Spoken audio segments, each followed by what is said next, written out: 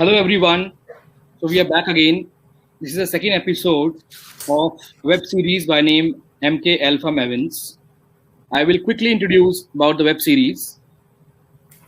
We started this web series in January after having done almost 25 episodes with all top-notch fund managers last year, and we got a very great response. And then we realized that from the perspective of adding value to the advisory as well as investors community, it is important to bring the perspectives of various wealth managers as well, apart from fund managers. So, because at the end of the day, ultimately from investor's perspective, he first deals with the wealth manager, and that is where we created a list.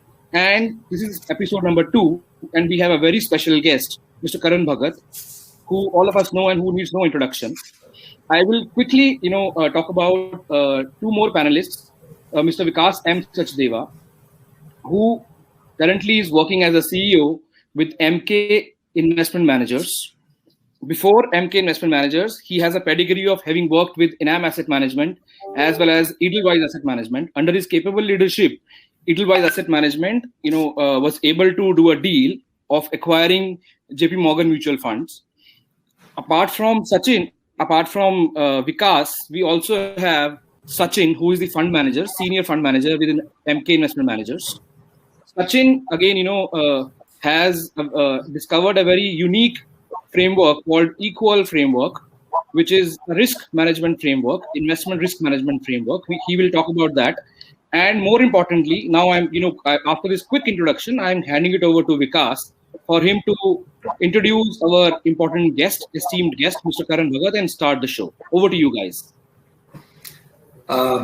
Thank you, Kamal. Very warm welcome to Karan and Sachin, my fellow panelist. You actually started off by saying this gentleman needs no introduction. And while I was trying to frame an introduction, I realized there's so much I have to cover. So I'll make it very brief. This is a man I have seen rise right in front of my eyes. This is a man who has created a sort of a niche, brought a lot of respectability to the term private wealth manager. Earlier, there used to be private bankers. Now there is private wealth manager. And I'm telling you this, Karan, because this is something which your competitors have told me. I asked some of your competitors to describe you. They said, he has brought respectability to the name private wealth manager. I can't tell you how happy I was to hear that. But for the audience who still does not know you, I doubt whether there are any. Let me just introduce you very quickly. Karan is the founder, managing director, and chief executive officer of IIFL Wealth and Asset Management. He set up IIFL Wealth and Asset Management in 2008.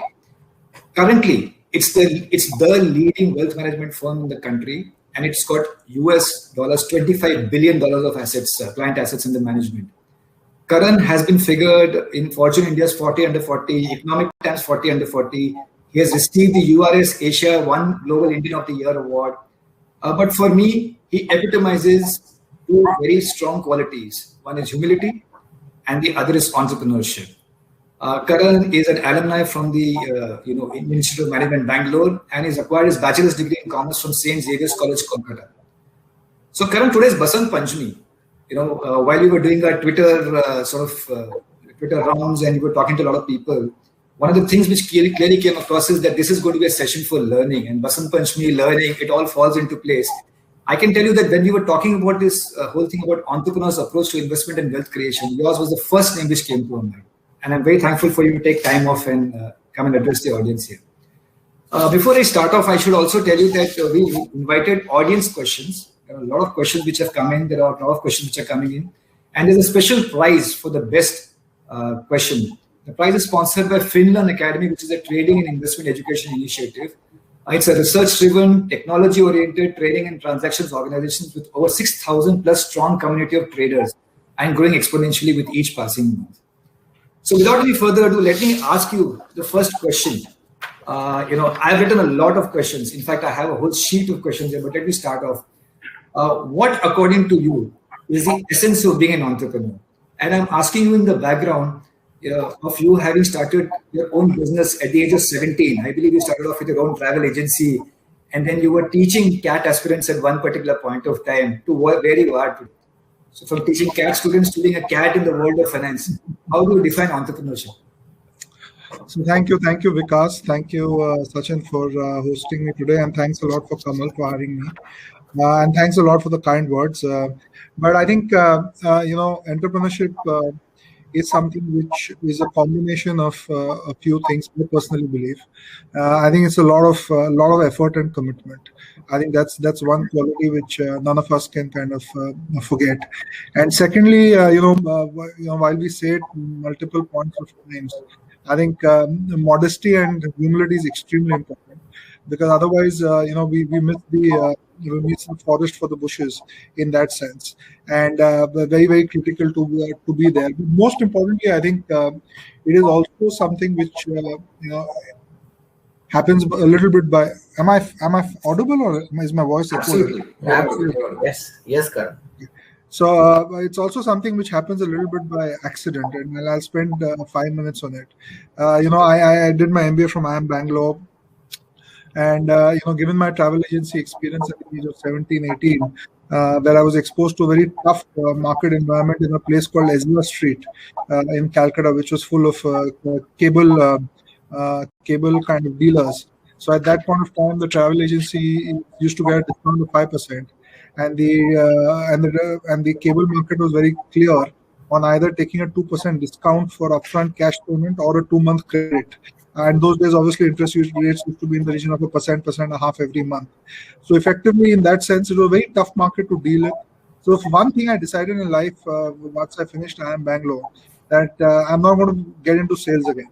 And as I finished IIM Bangalore, as luck was to have it, my work permit.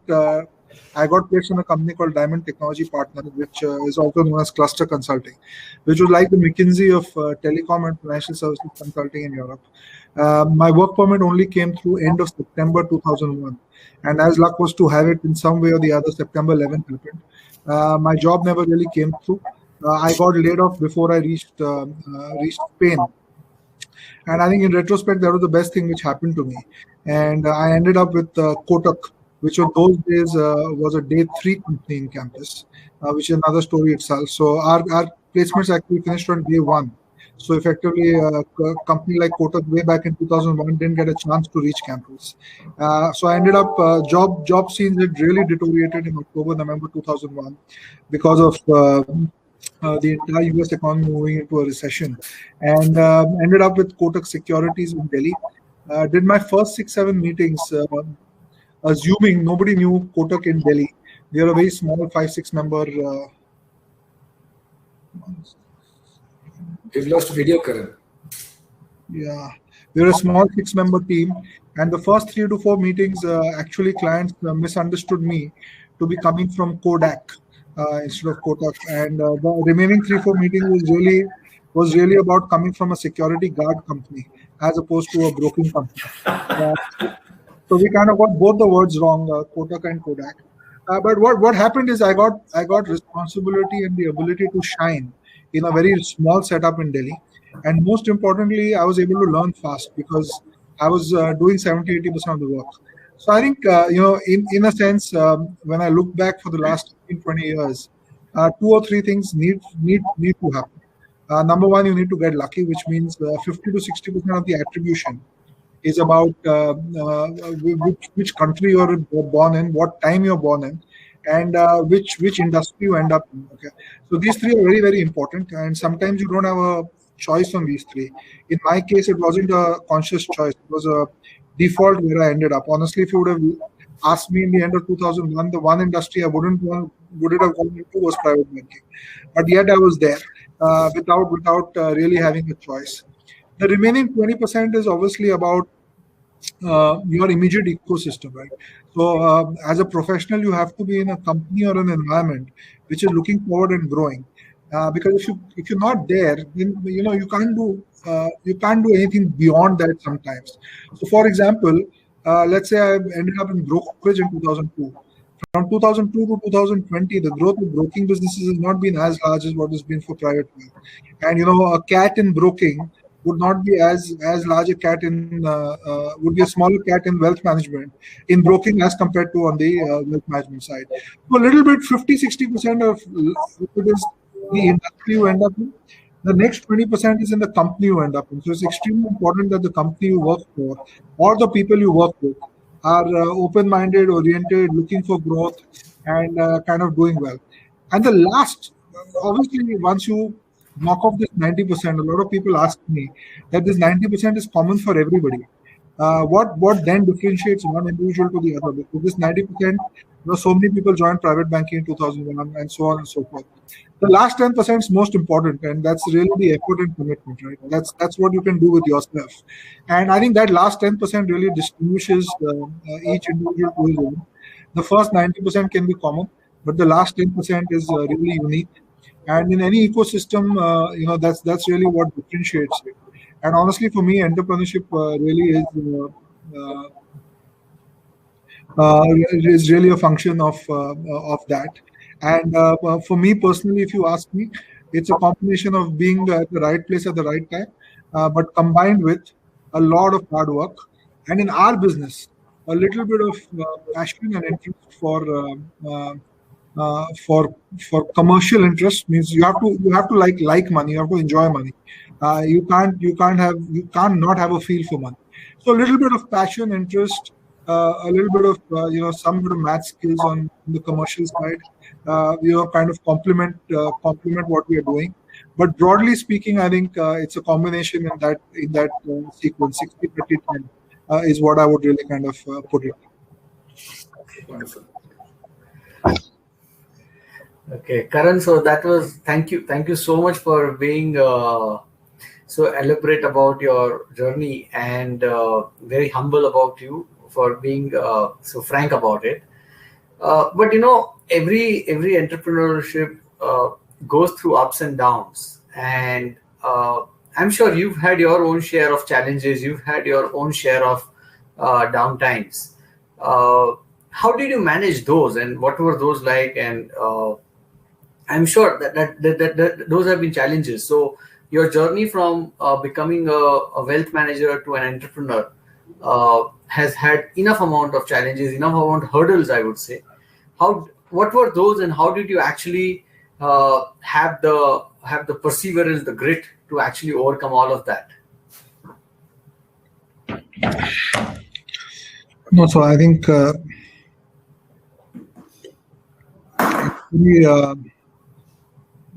I'm just thinking as you're asking. I have a very simple but very easy answer to that question.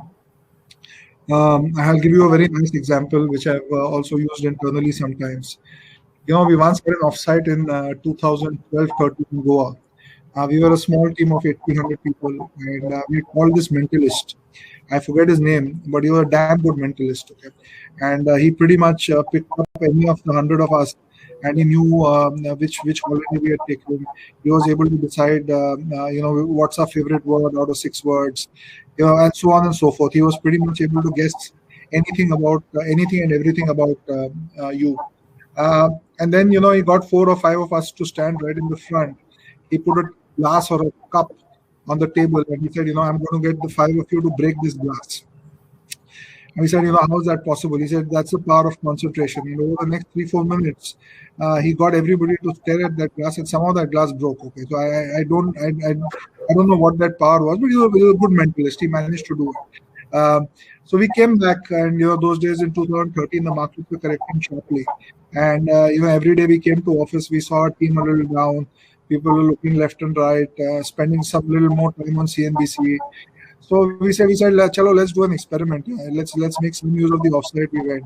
So we collected all the 100 people and went to the 4th floor of our building and said where the canteen is. We put a large projector and put the TV on, switched on CNBC. I said, let all 100 of us, let's look at CNBC together for 7-8 minutes with all our power and concentration, and let's see if we can move the index up, right? So much to our surprise, it didn't happen, right? And the fact is, I think the only thing we can control in our life is our own variables, right? So I think the ability to focus on things which you don't have control over, and kind of keep focusing unidirectionally on things which you can control and influence, which you can make a difference on, is really what gives you an inherent strength and passion to kind of continue. And I think you need to do a little bit of what you love, but the ability to not get distracted with the noise, which you may have no control over, is very, very critical. And as you go through life and you start doing larger and larger things, the noise becomes larger and larger and louder and louder. But you have to kind of get up every day in the morning and focus outside that noise. Otherwise, it becomes really difficult to kind of continue steadfastly on what you're planning to do. Okay. So Karan, you did mention about this focus thing, and I'm going to elaborate a little this more. I have followed you quite a bit in the last maybe 11 years, since 2008-9, since you joined IIFL Wealth. And if I remember correctly, actually I had met you in 2009 along with Yatin, and that time I was actually trying to tell you that please, why don't you recommend my PMS to your investors? But if my memory goes right, you did mention to me that at this point in time you are more looking at investing in the fixed income products, which is largely the real estate developers and that kind of thing. Then come 2013, just before the equity markets actually were just about to pick up, you guys actually started moving a lot of your investors' money into equity funds. In fact, you guys got a lot of customized equity mutual funds. Then you come to 2016-17. You started focusing on the pre-IPO kind of funds, right? Which is where you had a lot of series launched, which did very well. And but there is another parallel to each of this, because in 2009-10, when I used to also meet investors, they used to say that they are investing a lot of money into with the real estate guys in an unorganized way, and you actually made it in a very, very institutionalized way. Come 2013, you created similar thing for the equity funds and a customized equity product for your investors. And come 2016-17, when I used to meet some of my investors, they were all looking at investing into unlisted companies where the IPOs are going to come very quick. And again, you created a product which was very institutionalized. So what I want to understand is that, was this by design, that were you really focused on listening to investors of yours, or this is where you had an asset allocation call, which is again very important? So how did this all actually fall into play? Because you just talked about the focus, and that is where was your focus? Was it investors, what you were hearing, or was it asset allocation call? How did it all actually play out brilliantly? No, so honestly, it's not an asset allocation call in that sense. I don't think so. We got the cycles absolutely right over the last 11, 12 years. We've got it wrong enough times, we've got it right enough times. I don't think there's any science to that. But all what we do is, I'll answer questions slightly differently. I think in some senses we made innovation a habit, okay? and that's really a cultural thing, because we make it a point that all of us, 30, 40, 50 of us, including some of the senior relationship managers, the product people, all of us sit together and keep thinking of new ideas. And I think that really leads to everything else. And see, at the end of the day, we are not inventing anything. We are innovating. So we are kind of improving things which are there. So essentially taking ideas, repackaging them better, managing for tax, managing for fees and expenses, and potentially putting it in the right vehicles so that it can be scalable. So that's really what we've kind of attempted to do. And simple things, right? So in 2009, for example, when we started out, in 2008, it was the worst time to start any business. But obviously, clients were only going to invest in fixed income. So the two products which actually gave us the highest amount of new client entries was the sale of NABARD bonds in 2008.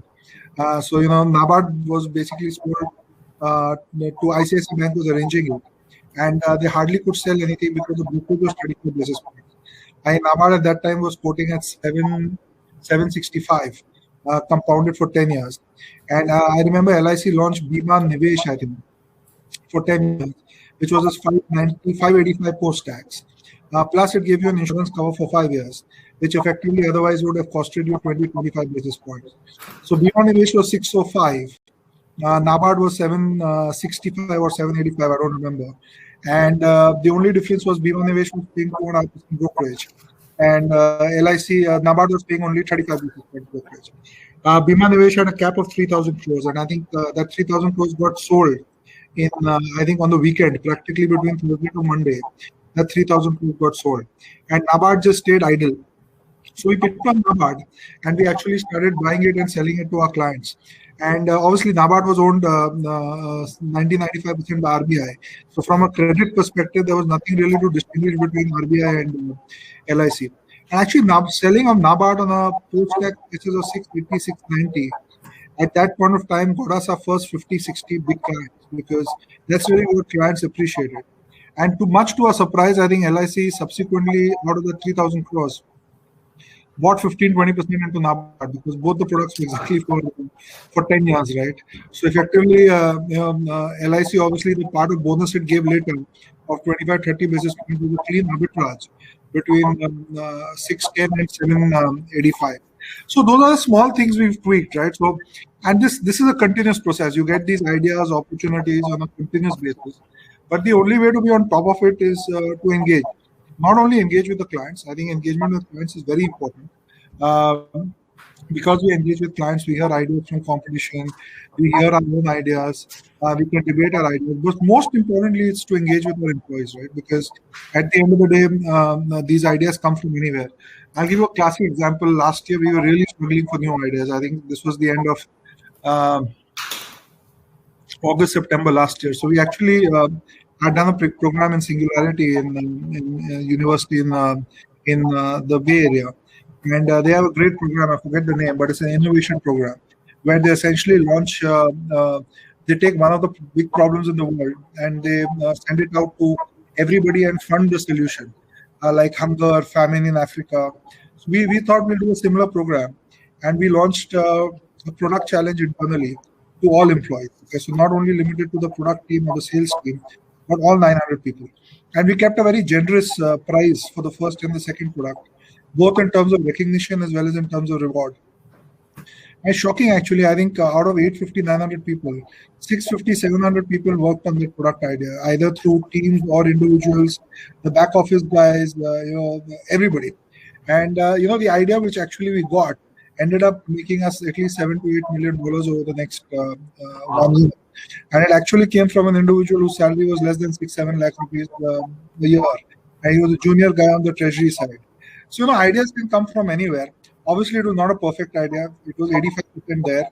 But the fact that all of us spent time on going through these ideas, we debated it. We had the ability to convert it from 85 to 100%, right? And that's really what made the difference. Fantastic. That's like an amazing insight to your journey. Thank you so much. Kamal, I think you wanted to ask a question, right? Yeah. So thank you, Sachin, for asking such a brilliant question. And, Karan, you explained it so well. So I will also talk about, year 2010 to 12, because that time I was in Citibank. And I know, you had hired a lot of Citibankers at that point of time. I know, all of them who are still there, whether it be Anirudh Tapadia or Vidita, Siddharth Shaw, all of them are good friends. I have worked with them for a long period of time. One thing, which at that point of time, I also had offer from IIFL. But, one thing, since we're talking about entrepreneurs' approach to wealth creation and investments, so this is a real question that comes to my mind, because I have also taken up the similar role now, having started PMSA World, and building a very good team and building a very good organization culture is a very, very big backbone for any entrepreneur to bigger institution. And IIFL Wealth, I think, has done a brilliant work in that regards, and that is the reason I quoted, this entire thing. So, what is it that what is the magic that IIFL Wealth is doing under your able leadership, that you have not only hired one of the best talents from the industry, you have also retained that best talent in this industry, and this industry which is otherwise notoriously, known for high attrition rates. But in your case, in IIFL Wealth, attrition rate for the best wealth managers is almost zero. So, what is the magic that you guys are doing? So, I think it's a combination of two things. And I think the second thing declines as the organization becomes larger.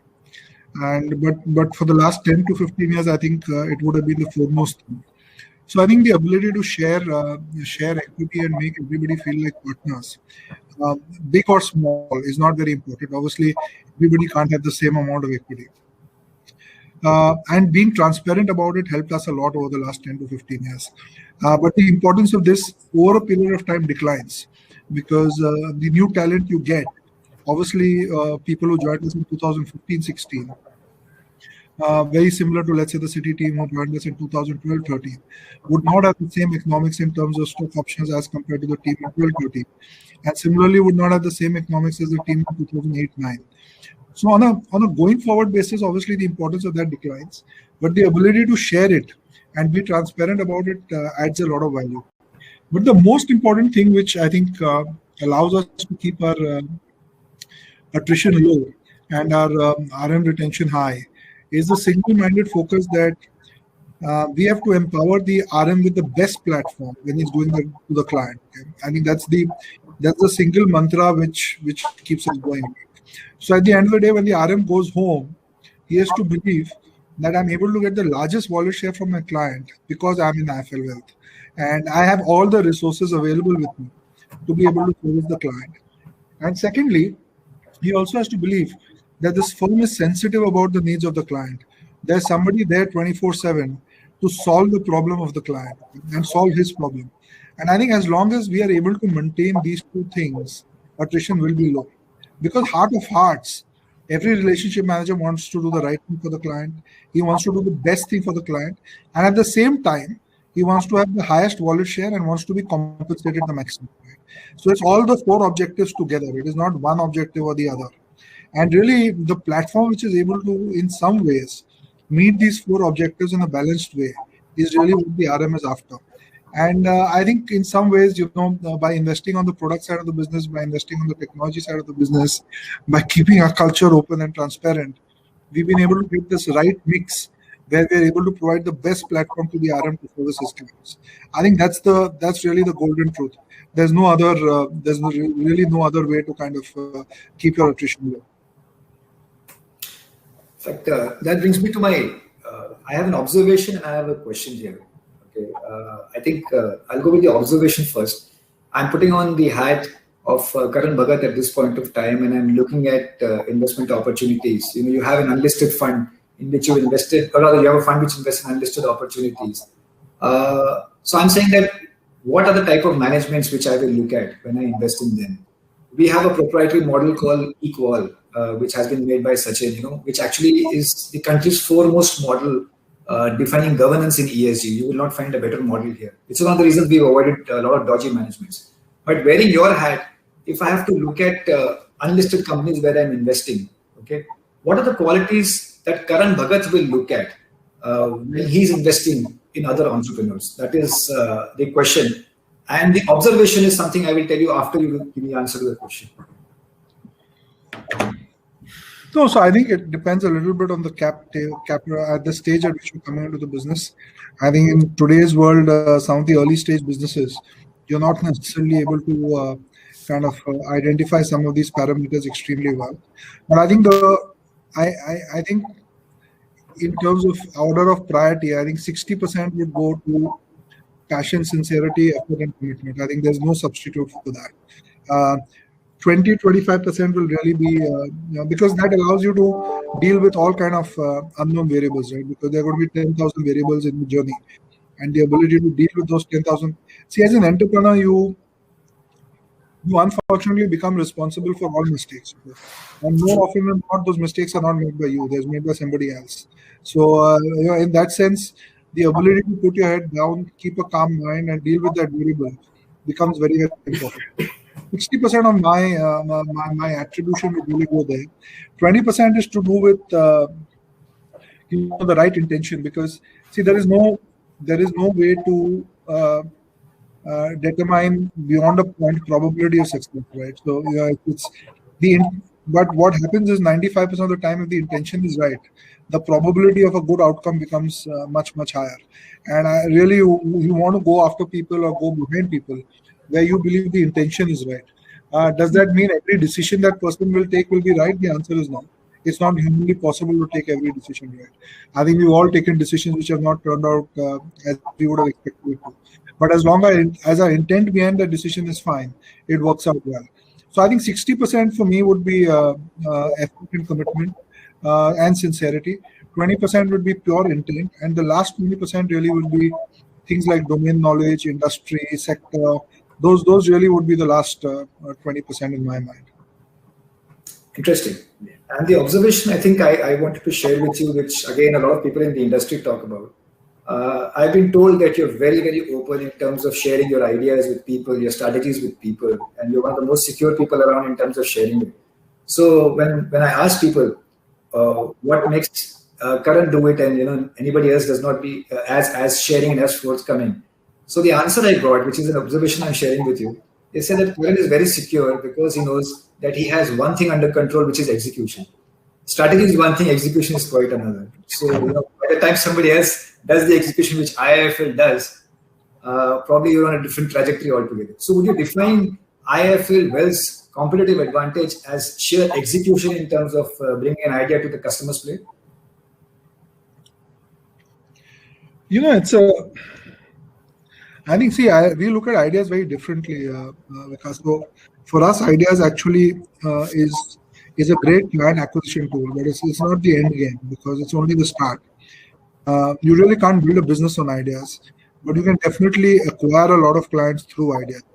And all some of the ideas we've discussed, all of those have been used really as client acquisition tools.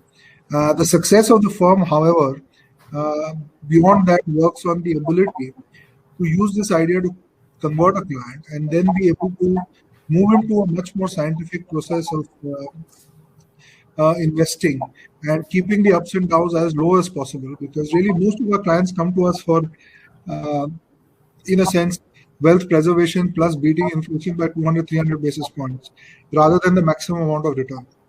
And we are very clear about it. Clients are very clear about it. But it's very difficult on day one to go and differentiate your advice versus a competitor's advice. On day one or day zero or day -1, what appeals to the client is potentially a product.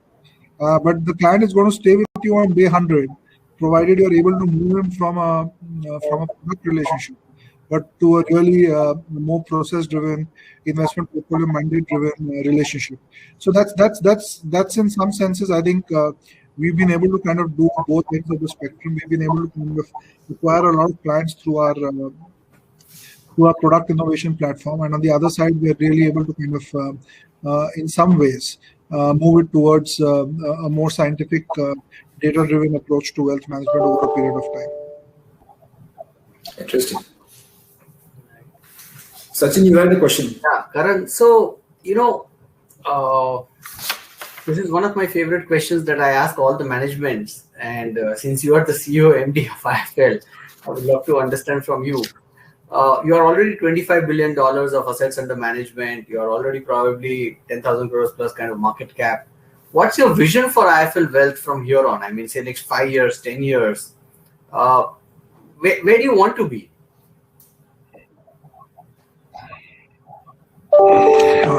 Honestly, I wish I had a better answer to your question, but I don't. So I haven't looked at life that way, where you want to be after 5-10 years.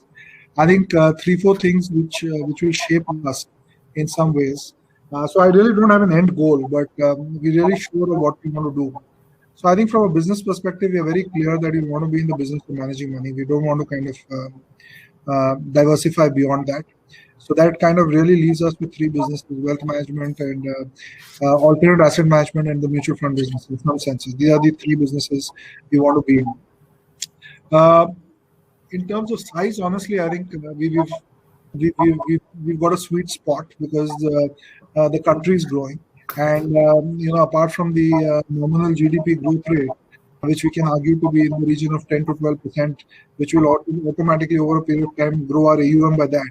I think the number of new clients coming to the industry is crazy. So the number of equity dilutions, either through secondary, primary, sale of businesses, dividends, sale of stock options, the amount of new money which is coming into the country is just unbelievable.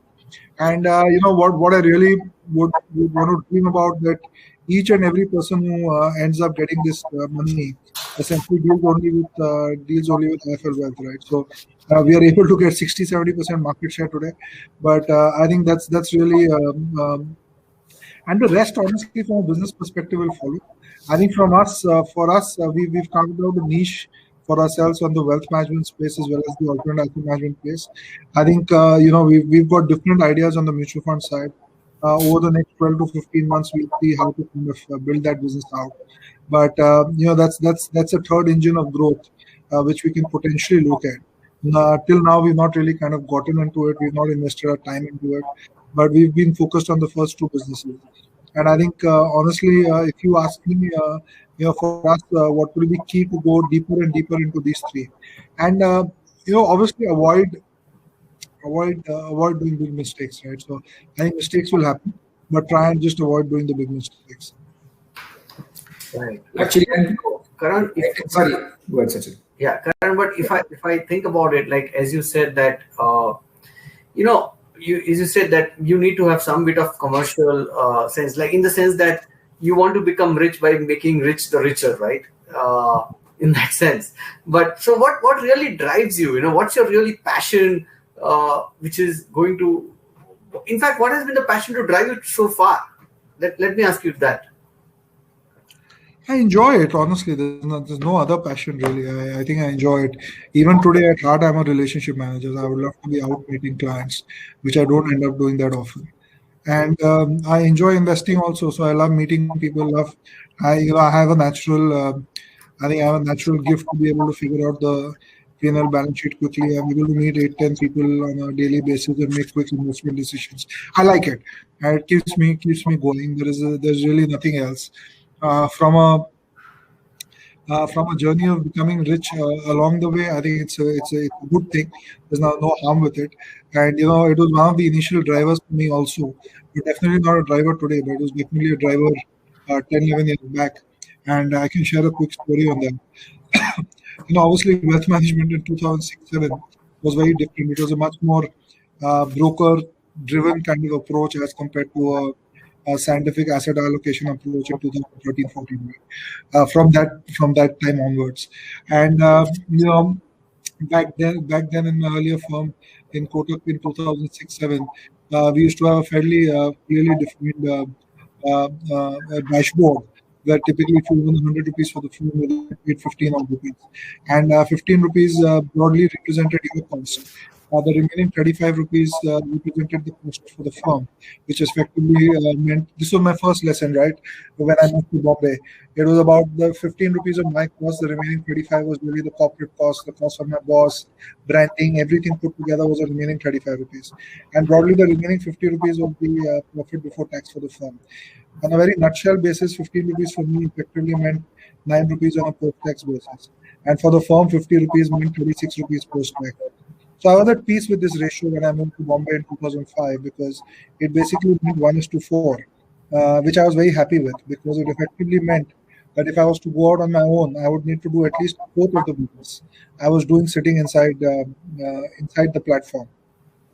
Honestly, when I thought about it, I thought I won't be able to do a fourth of the business outside on my own. And obviously, while being in an organization, you can take a month holiday, you can go for an offsite, you can hand over your work. Yes. And, you can still kind of pretty much make the same money you would make on your own, because you would need to kind of go out and do at least a fourth of the business. And then I moved to Bombay in 2005 and 2006 once Kotak got the banking license, and that's really when this entire concept of PE multiple really struck on me. I was fairly late, 2006, so not too long back.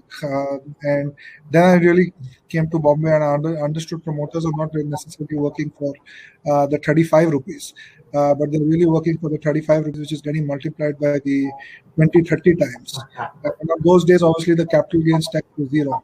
So effectively, the 35 rupees became 1,000, and the tax on that 1,000 was 0. So effectively, the equation now became 9 rupees post-tax versus 1,000 rupees post-tax, which was 9:36, and gave me peace. Suddenly, we started tickling the left part of my brain, and my Madu commercial part of me being from Calcutta appealed to me, and that's really when I decided I want to do something on my own. And the 9-2000 equation kind of got me to try and move to the other side of the table. So that's really in some ways, yeah. So you have to be commercial. When you say commercial, you don't need to know how to do integration and derivatives and so on and so forth. But at the same point of time, you have to have a commercial sense of money. You should like pluses and minuses. You should be fast in multiplication. All those things, right? So they're really basic stuff, but it comes with the job. So. Fantastic, Karan. Thank you so much. This is what I was looking for and very helpful. Thank you. I think probably this has been one of the most insightful pieces of communication I've heard in a long, long time. The left side of the brain, 9:1000. I think this is very, very profound. Thank you so much for sharing. There are so many questions coming in the chat box. So I think I'm just going to ensure that each of us ask you one question each now, and then we'll move to the audience questions, because there's a lovely prize awaiting the best question. So I'm going to ask you a very different question. I'm going to ask you a very light question. Just taking a break from all the heavy answers you've been giving. You talked about the attributes. You talked about being commercial. So I know you're a damn good poker player, and I know why now. But if you were not here today in IIFL Wealth, what you would have been doing?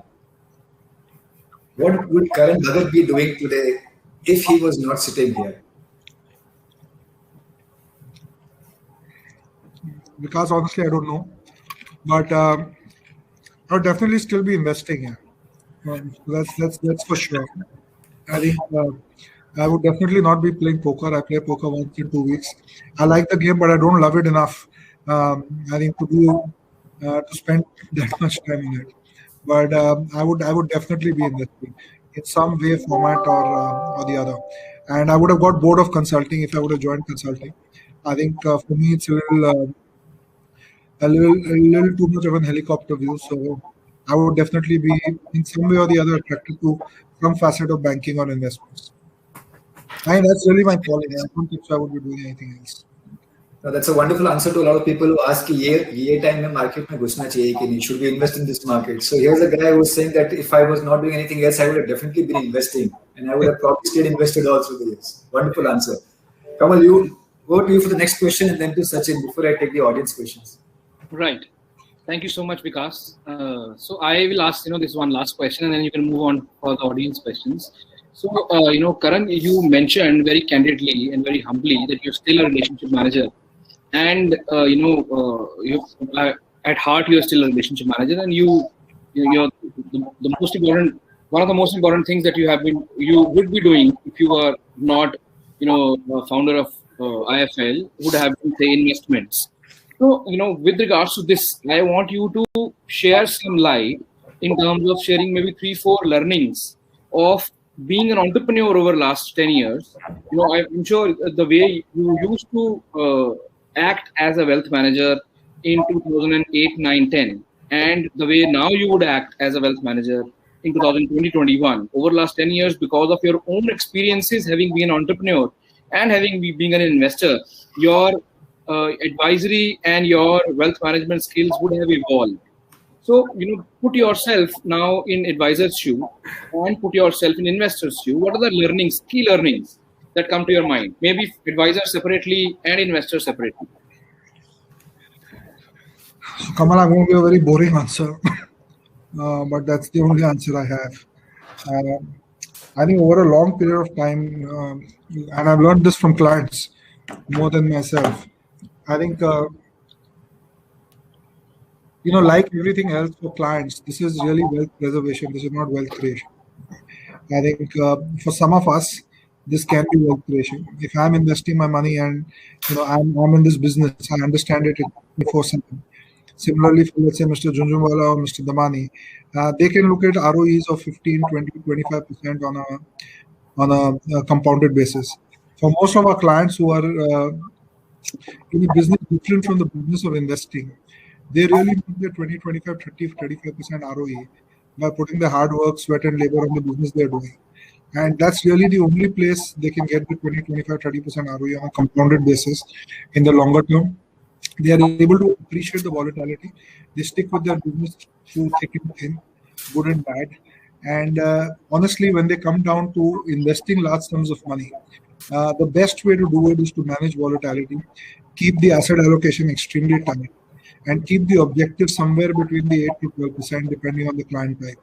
And I think that by doing that, you do a big service to the client, and you essentially ensure that the client sticks. Most importantly, not with you, but more importantly, the portfolio stays invested for a long period of time. And I think honestly, the biggest creation of wealth is happened for people who've been able to last through very bad periods of volatility and stay invested. And whenever we've tried to time things for clients, volatility has got the better. And even though you might have taken a, it's like that. How do I put it? Kotak in 2007, which was 94% of my wealth, when I quit the firm in January 2008. Fast forward 8 months later, nothing wrong with the bank, excellent bank, doing extremely well. It was still down 78, 80%, 85% from the peak. It was reduced to 15% of the value. Obviously, if that represents a very large part of your wealth, you do only either of the three things. And if you say that you would have done the third thing, I wouldn't believe you. So the 100 rupees, when it comes down, you would have panicked and sold it somewhere at the 40, 50 rupees. If you didn't sell it at if it represented 80, 90% of your wealth, if you didn't sell it at 40, 50, okay, on the way up, when it came from 15 to 40, 50, you would have definitely sold it, because you would have seen the 15 rupees, you would have said at least half my money has come. If you didn't sell it at 40, 50, you would have definitely sold it at 100 as soon as you got your capital back. The third kind of person is who would have seen this entire volatility on his entire money and stayed invested with 100 becoming 15, and that 15 potentially today becoming 2,500, 3,000. So that's not going to happen. And that can only happen if it's your own business.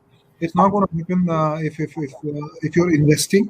And that's a reality which you kind of have understood. And I try and explain it to as many clients as possible and ensure that the asset allocation is moderated. And it's something which they'll be able to tolerate and stay invested through all points of time. Yeah. Got it. Sachin, do you have a last question to ask before I take the audience? No, I have many questions, but I'll keep it to last. So, yeah, okay, Karan. So, since we are talking about, you being in the wealth management, you are actually the game changer to my mind in the Indian space of the wealth management. I'm sure there is this one new asset allocation that you are talking about with your investors, and which a lot of us would like to know. And I believe that you are fairly glued on to the internet space, and you do realize, there is a lot of wealth creation that's possible out there. Just wanted to get some perspective of yours on that space. So honestly, I think as a industry, as a community, we got this a little wrong, right? We are very late in the stage, but somehow I think 2017, 18, it started hitting us. We did do a couple of funds which have done extremely well from that point in time. But overall, I think we missed the power of technology. We were underexposed. I think a lot of us didn't end up. We had the access to the resources. We didn't travel to the Bay Area. We didn't really understand how the game was changing. And reality is, the fact of the matter is, the power of just computing has changed manifolds over the last 15, 20 years. Supercomputer of the mid-90s is basically now available on each of our phones. And that has caused a massive shift. And we ended up not appreciating a lot of this shift and transition over the last 4 to 5 years. But better late than never. I think India will also see its share of large tech unicorns. And I think we have participated in that now in multiple ways. See, valuations will come and go. They will adjust. Some of these things might be at euphoric highs, and some of them may not prove to be the best investment decisions. But overall, I think from a change in business model to a behavioral change in how all of us think and approach things, I think that thing's permanent. That's going to stay. And there will be several business models which will last and become much larger. But all of them will have to undergo some change, and we can get the pricing wrong. We can come higher, we can come lower. It's possible. I don't think so. All of us will get all of that right, but it's interesting, and we've seen the journey of 4 or 5 of these companies very closely by virtue of the fact that we've been invested in some of them, like Nazara, Unifor. There are many businesses we are invested in, and it's very interesting to explore and understand these businesses. But I think there's a long rope. Sometimes, obviously, it becomes exuberant because of the valuations, but outside of that, I think there's a long path ahead. So, Karan, we're going to start off on the question answers. Bharadwaj and Bharadwaj, in fact, quite a few other people are asking, what's your opinion on Bitcoin as an asset class? I'm as amazed as everybody else is, so I'm not a big fan of Bitcoin. I just feel two reasons. While I appreciate what a Bitcoin is, I think I get a little confused by the fact that eventually central banks will come up with their own digital currencies, and at least at that point of time, the acceptance of these alternative coins will become a bit of a challenge. And honestly, I think if you would have got this question right 3-4 years, 5 years back, then we still could have taken a different decision. But given the fact that we've got this wrong over the last 4-5 years, at least today the risk-reward ratio doesn't seem favorable because it's subject to too much regulatory intervention. And we really don't know how it's going to play out. Obviously, if things like Tesla or any of these companies accepting Bitcoins becomes a reality, I think that will really kind of force the US government or other regulatory banks across the world to quickly look at kind of regulating Bitcoins. And that really will be the challenge at that point in time. Interesting. Talking about risk, there's a question on risk. What is your perspective on risk management for entrepreneurs in the current challenging scenario? Should one cut expenses now or use this as an opportunity to spend more money on the business so that when the economy recovers, you get a first mover advantage? This is a question from Isaac Ellos. So I'm always a big believer of spending a bit of money. So I'm a more of a revenue kind of guy than a cost kind of individual. But it's a management style. It's not necessarily right or wrong. I think there are enough entrepreneurs who built a legacy on managing costs well, and there are enough who built a legacy on growing fast. I think I'm a little more towards the second camp than the first camp. But I think at the same point of time, you can't be indiscriminate. So I would strongly suggest spend on technology, market share, and people, and skip the rest. Really, the rest doesn't matter. Whether it's real estate, whether it's a little bit of building the brand. Some of those things can be kind of compromised in the short term with limited resources. Brands can be people, brands can be a service. You don't have to go out and spend too much money on that. You can definitely cut back on real estate. Spend only on people which make a difference to the business, and the rest of the people can be a little bit more of a bit of a churn, a little bit of a you can keep, but don't compromise on the people who are going to be frontline and making a difference to the business. Wonderful answer. Now, this is from somebody who's obviously a very young man, and he's asking this to you, Yash B. And his question is, what is your one advice to freshers who want to become investment managers? How can one build up the skills which are absolutely necessary to excel in this industry? Or in other words, what are the qualities you see in a 25-year-old before hiring? I wish I had asked this question when I was 25. I would have been much more knowledgeable. But no, but I think at 25 you need both things to come in. So I think you need to spend a little time on theory. You need to go through a little bit of textbooks. You need to understand DCF. You need to understand PE. So I wouldn't kind of in these times when everything you do seems to be right. Some of us forget the value of some of these things. But in the longer term, these things will be important. Given the kind of framework Sachin has built, possibly take that and study that and see how he's come up with that framework, which helps him over a very long-term time period. And I think I would spend a lot of time studying all that, because somewhere it goes and sits at the back of your brain. and it stops you from making indiscriminate decisions. So don't think you are right every time, because I know everybody feels that way right now. But sooner than later things change quickly. So while you build a model portfolio and keep checking and rechecking your own assumptions and facts, build a model or a profile or a construct where you define the ceilings and floors yourself, depending on what you're comfortable with. So it doesn't have to be Sachin's framework. It can be an adaptation of his framework, but it has to be something which is for you. Sure. One question, I can't read the name of the person who's asked this, is, as an entrepreneur, how does one manage work-life balance? And this is the last question I'm asking you. As an entrepreneur, how do you manage work-life balance in the initial stages of building your business? Thank God you're not asking when my wife is around. I handled it horribly. So I wish I would have handled it better. But I think, I've seen people do it. I've seen people who are equally stretched, equally fanatic about their work. Ensure that they switch off their phones after 8 o'clock. We have that famous example of Aditya Puri having a non-smartphone 3-4 years back. So I think it's a state of mind. I've not been good at it, so I should not be the person about it. But it's a state of mind. I think you can do it. And I think second, which I did not do well, but in retrospect would have been doing well, is don't give up on your passions, right? So, for example, I had a passion for writing. I had a passion for a lot of sports, which is kind of got lost over the last 7 8 years. I think if those passions were maintained equally well, I think the work-life balance can improve. So in that sense, I think 2-3 things. I think we have to switch off, and second is we have to keep our passions alive, because it allows us to switch off. So I think those are the those two things which can make a difference. Wonderful. Talking about sports, I believe you do sponsor a lot of sports for children.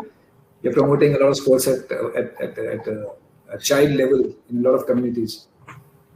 Yeah, so we basically, through our CSR program, that's one of our objectives. So we spent some time on that. We've been able to make a difference to some sports, but honestly, we could have done much more. Wonderful.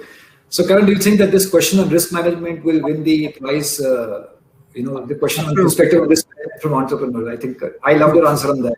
Yeah, absolutely. Okay, so, Mr. Isaac Eldos, you are the proud winner of a training session with FinLearn. Our representatives will get in touch with you shortly. That's pretty much from my end, and I think I speak for everybody.